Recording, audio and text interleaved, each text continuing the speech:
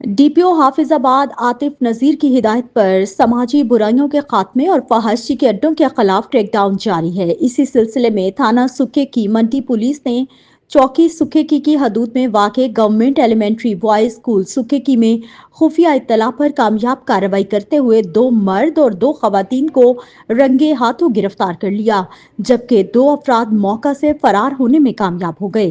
ابتدائی تفتیش کے مطابق اسکول کا چوکیدار ملازم حسین فحاشی کے لیے جگہ اور سہولت فراہم کرتا تھا اور اس کے عوض رقم وصول کرتا تھا۔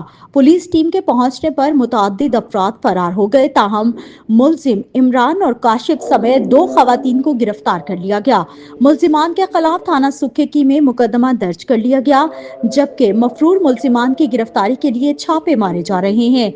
DPO آتف نذیر نے کہا کہ ضلع بھر میں غیر اخلاقی سرگرمیوں میں ملوث عناصر کے خلاف زیرو ٹالرنس پالیسی اپنائی گئی ہے۔